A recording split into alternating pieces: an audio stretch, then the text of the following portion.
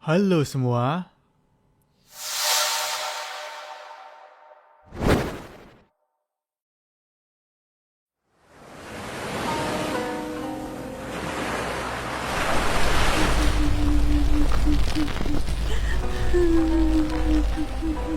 Randa baru saja ditinggal mati oleh suaminya.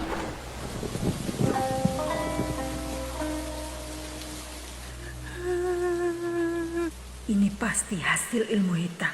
Tidak mungkin suamiku tiba-tiba meninggal. Akan kucari pelaku itu sampai ketemu. Secara ekonomi, Randa termasuk orang mampu karena suaminya adalah pemain judi ulung. Namun sekarang hartanya sudah ia habiskan untuk ngaben atau upacara mensucikan jenazah yang memang memakan banyak biaya. Semua itu ia maksudkan sebagai penghormatan kepada suaminya, juga sebagai maksud untuk persembahan kepada dewa, supaya apa yang ia harapkan bisa terwujud. Malam itu, ia menembus hujan pergi bersama anaknya, meninggalkan rumah untuk mencari ilmu demi membalaskan dendam.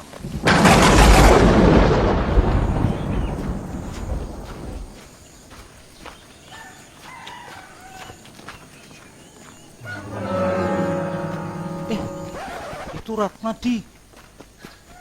Loh iya, dan itu Bu Randa yang tiba-tiba menghilang bertahun-tahun lalu. Yuk, kita samperin di. Ratna kan teman kecil kita. Jangan dulu Ri, mereka pasti capek dalam perjalanan. Kapan-kapan saja kita ke rumahnya. Betul. Ratna cantik jadi. Moga-moga belum punya pacar. Sudah kok, Sok tahu. Memang siapa pacarnya? kenalkan. Halah. Randa dan anaknya menempati rumah mereka kembali yang telah lama ditinggalkan hingga ditumbuhi tanaman liar. Namun keesokan harinya, rumah itu kembali bersih. Itu tidak lain adalah karena kekuatan sihir. Rupanya Randa telah berhasil menguasai ilmu tersebut. Kembalinya Randa segera menjadi desas-desus. Ini karena dulu ketika suaminya meninggal, Randa menolak untuk melakukan sati atau ikut membakar diri sebagai tanda kesetiaan kepada suami yang pada zaman itu seperti sebuah kewajiban. Sehingga warga merasa bahwa Randa adalah aib yang bisa membuat petaka di desa. Namun di sisi lain, keelokan Ratna membuat para pemuda desa kepincut. Beberapa dari mereka mulai melakukan pendekatan, tapi para pemuda itu kemudian mundur ketakutan. Karena saat menemui Ratna di rumahnya, mereka melihat Randa berubah menjadi seram. Ibu, tenang Bu. Jangan menakuti tamu kita. Randa selalu mendengarkan putrinya. Ini karena ia merasa bersalah. Karena ialah putrinya belum mempunyai calon suami hingga saat ini. Kabar tentang Randa segera menyebar hingga kepala dusun dan kepala keamanan merencanakan sesuatu. Rupanya Randa tidak hanya aib bagi dusun ini. Ia juga ternyata seorang penyihir. Meski selama ini dia tidak pernah merugikan kita, tapi sebaiknya kita mencari dukun untuk memasang pagar gaib di tiap rumah warga buat berjaga-jaga. Saya juga berpikir begitu. Saya tahu di mana harus mencarinya. Besok saya akan berangkat ke desa seberang. Iya, Pak. Diam-diam saja supaya warga tidak panik.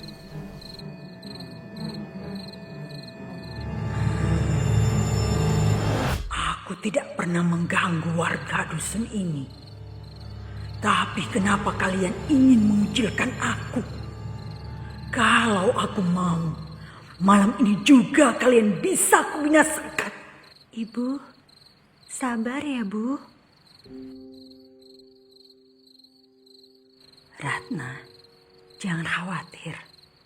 Ibu cuma memasang tabir gaib mengelilingi desa, sehingga mereka tidak bisa kemana-mana. Ini untuk menjaga keluarga kita, nak. Kamu ingat kan cerita tentang kematian Bapak? Iya, Bu. Semoga yang pernah jahat kepada kita akan mendapatkan karma yang setimpal. Biarlah Sang Hyang yang membalasnya. Ratna sudah terbiasa melihat sosok perubahan seram pada ibunya. Karena sedari kecil, ia selalu ada di sisi ibunya saat ibunya mempelajari ilmu kebatinan itu.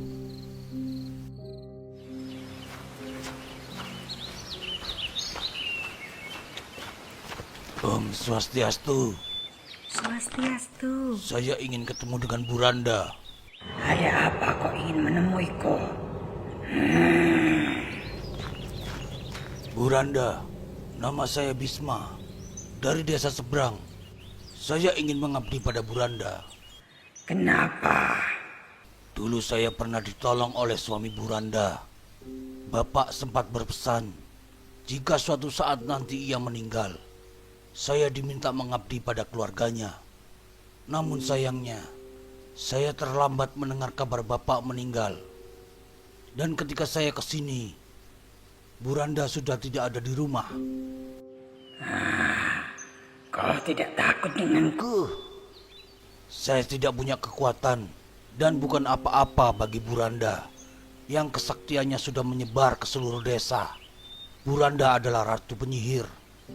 Izinkan saya mengabdi pada keluarga ibu. Ratna, dialah yang cocok untuk mendampingimu.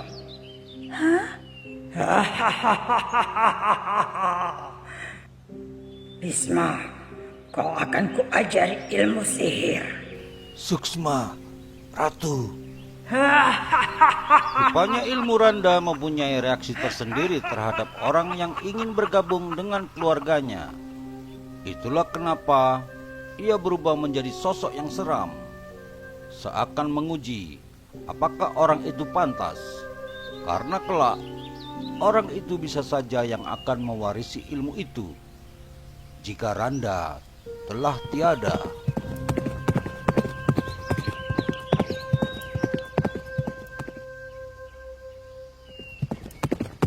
Pak Gadus, Mbak Wage, apa kau sudah menemukan dukun itu? Ini aneh, Pak. Dari pagi hingga siang ini saya tidak bisa menemukan jalan keluar desa. Tapi kalau dari dusun ke dusun masih bisa. Hah? Kok bisa? Apa kita coba dukun-dukun yang ada di dusun-dusun dalam desa ini saja? Tapi kesaktian mereka kurang mumpuni. Tidak ada salahnya kita coba. Kita keroyok penyihir itu. Randa serasa terlepas dari beban. Ia telah mendapatkan jodoh untuk putrinya, sehingga ia segera melaksanakan rencana awalnya, yaitu membalas dendam atas kematian suaminya. Melalui nampak tilas gaib, telah lama ia mengetahui siapa pembunuh suaminya, yaitu orang-orang dari kalangan rumah judi yang merasa tertipu karena menyalurkan uang melalui suaminya dan dijanjikan kemenangan. Tapi kemenangan itu tak pernah tiba, sehingga mereka menyewa seorang dukun untuk meracuni suaminya. Bisma, setelah malam pertama nanti, aku punya tugas rahasia untukmu. Pakailah sabuk yang telah kumantrai ini, maka kau akan mendapat kekuatan. Maaf Ratu, kekuatan apakah itu? Dan tugas apa yang harus saya lakukan? Nanti kau akan tahu. Malam itu, rumah judi yang berada di ujung desa tiba-tiba terbakar hebat. Semua yang ada di dalamnya tidak ada yang selamat. Ini adalah ulah dari Bisma yang telah memakai sabuk sihir dan menjelma menjadi kera. Gerakannya yang gesit membuat api yang ia sebarkan menyambar dengan cepat. Tapi sebenarnya Bisma dikendalikan oleh sihir itu. Itu karena ia sendiri belum mempunyai kemampuan ilmu kebatinan. Jadi begitu sabuk itu ia pakai, secara langsung sihir itu bekerja sesuai perintah Randa.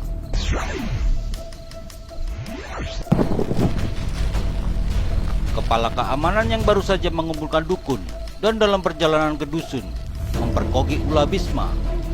Dan para dukun itu segera meringkus Bisma. Tapi tiba-tiba, Hanya dengan setetes sihirku saja, kalian harus keroyokan. Dasar dukun-dukun rendahan. dengan mudah Randa membinasakan para dukun itu. Begitu juga dengan kepala keamanan.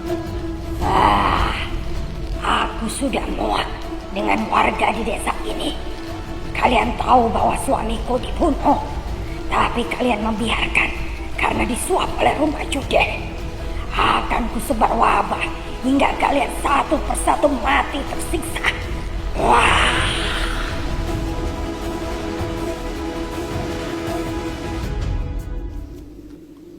Hari demi hari, wabah itu membuat banyak kematian. Dengan keadaan seperti ini, Randa yang telah lama menahan diri menjadi beringas. Kini ada banyak jasad yang tersedia untuk ia makan dan minum darahnya sebagai ritual untuk mempertajam ilmunya. Mereka yang takut mati mulai mendatangi Randa untuk diberikan kesembuhan dan kemudian menjadi pengikutnya. Ibu, tolong hentikan. Apa yang ibu lakukan itu karena ibu telah dikuasai ilmu sihir. Adik, kau seharusnya tidak berkata seperti itu kepada Ibu Ratu. Ini urusan kami. Kau tidak perlu ikut campur. Ratna, dia adalah suamimu. Hati-hati, jika kau tidak menurut, kau akan mendapat karma. Minta maaflah kepadanya. Maafkan aku, suamiku. Dan jikapun ibu dikendalikan oleh sihir, itu berarti ibu dilindungi oleh sang dewi. Ini adalah keyakinan ibu untuk mencapai kesucian. Ratna merasa serba salah. Yang ia bisa lakukan hanyalah berdoa kepada Tuhan agar ibunya terbebas dari cengkraman ilmu hitam itu. Hingga suatu hari, Om Swastiastu. Aku tahu kau berasal dari luar desa ini. Kau adalah orang kedua yang bisa menembus tabir goibku. Yang pertama adalah menantuku, karena direstui oleh mendiang suamiku. Aku merasakan energimu yang besar. Apa kau ingin menjajal ilmuku? Namaku Barada. Aku kemari karena telah mendatangi panggilan dari seorang anak perempuan. Panggilan itu berupa doa untuk Sang Hyang yang kemudian diperantarakan kepadaku. Sepertinya doanya begitu tulus penuh kasih sayang. Aku merasa dia ada di belakangmu. Oh, siapa itu? Jangan keluar. Ibu Ratu pasti bisa mengalahkan begawan itu. Oh, itukah orang yang diutus Sang Hyang untuk meruat ibu? Tidak ada anak perempuan yang kau maksud di sini. Cepat segera keluar dari desa ini, atau kau akan kuhancurkan. Baiklah. Tapi aku mau membuat upacara suci dulu untuk menghilangkan wabah di desa ini. Baru aku akan pergi. Jangan mempermainkanku.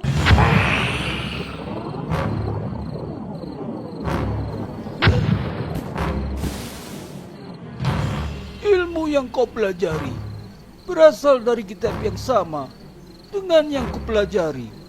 Hanya saja kau menyelewengkan ajaran itu, sehingga ilmu itu menjadi jahat. Kita lihat ilmu siapa yang lebih kuat.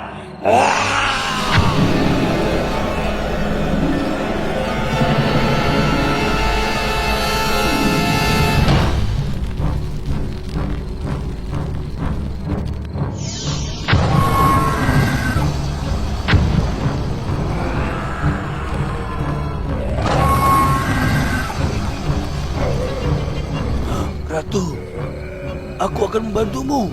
Jangan kau ganggu penyucian pada ibuku.